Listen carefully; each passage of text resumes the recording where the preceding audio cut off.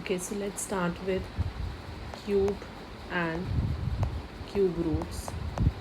See, whenever you're finding the cube root, whenever you're finding the cube, what do we have to do?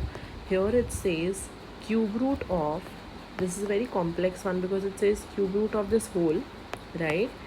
This full term, this 3 means that we have to do the cube root of all of it. But we will do the inner one first. Okay, हमेशा approach होती है that we have to solve the inner one. So we have to do the cube root of 343. We orally also know that 343 cube root is 7, but what's the method of calculating 343 किससे divisible है 7 से. Please memorize कर लो कि 343 is divisible by 7 because prime number है तो वो mind में नहीं आता है. 7 4 is 28, 9 7 7 7 1. तो क्यूब रूट ऑफ 343 की जगह what can I right? I can write just 7. ठीक है, अब दे आर सेइंग 1 में 7 ऐड करना है क्योंकि इसका आंसर 7 आ गया है, तो आपने 1 ऐड करा, फिर जो आंसर है उसका क्यूब रूट, तो 1 में 7 ऐड करो, इट विल बी 8. तो उसका क्यूब रूट क्या होगा? 8 का क्यूब रूट क्या होता है? 2. अगर आपको ओरली नहीं आता है तो आप 8 का भी क्यूब रूट निकाल सकते हो.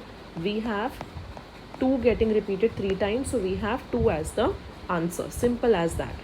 तो व्हाट वाज द स्ट्रैटेजी कि हमें सबसे पहले इनर ब्रैकेट सॉल्व करना होता है, फिर बाकी सॉल्व करने होते हैं. Okay, so this was the first question. Let's see the second one. It's a smallest number जिसको हम 675 से मल्टीप्लाई करें सो दैट प्रोडक्ट जो हो वो परफेक्ट क्यूब हो. तो अगर ये मुझे निकालना है कि मैं किससे मल्टीप्लाई करूँ, what I will do is I will simply do the prime factorization. Step 1 होता है आप हमेशा प्राइम फैक्टराइजेशन करोगे किसका? नंबर का. 675 5 1 3 5 5 2 7 3 9 3 3 3 1. सो अपने पास 3 के तो सारे हैं, 3 3 टाइम्स होना चाहिए. क्यूब बनाना है तो हर चीज़ 3 बार ही होनी चाहिए. तो 3 3 टाइम्स है.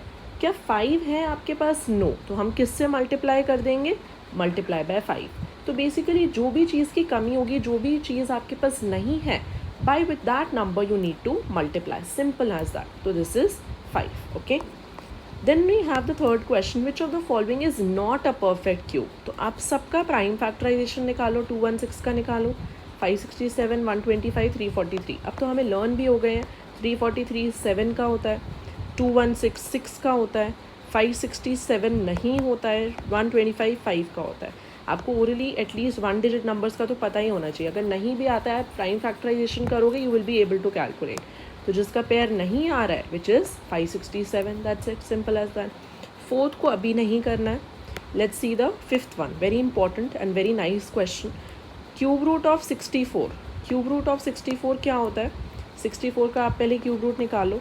वैसे अब आपको ओरली लर्न भी हो जाना चाहिए. सो हमारे पास 2 का पेयर बन रहा है, फिर 2 का. आपको 3 जब भी क्यूब रूट लिखना है तो वो 3 टाइम्स रिपीट होना चाहिए. फिर अगेन वो 3 टाइम्स रिपीट हो रहा है. तो रेड में वाले में से एक 2 आएगा और ब्लू वाले में से एक 2 आया. तो 2 इंटू 2 इज़ 4. दैट मीन्स 64 किसका क्यूब रूट है? 64 किसका है? 4. 125 किसका होता है? 5. 27 किसका होता है? 3. 3 इंटू 3 इंटू 3. ठीक है. So 4 + 5 is 9. 9 divide by 3 is 3. Simple as that. दिखने में क्वेश्चन डिफिकल्ट लगता है बट है नहीं. Question number 6 if you see, वो कह रही है कि assertion reason is there, ones digit in the cube root of cube number 1728 is 6. तो अगर आप 1728 का क्यूब रूट निकालते हो, सो 1728 if you do it will be 12.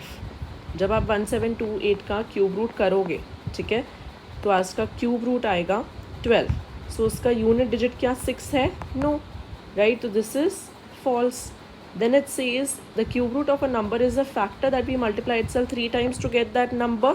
So of course हाँ, हम यही करते हैं. वो फैक्टर होता है, वो उसको डिवाइड तो करता है ना नंबर को, तभी उसका वो क्यूब रूट होता है. Right. So assertion is false but reason is true. That's it. Okay.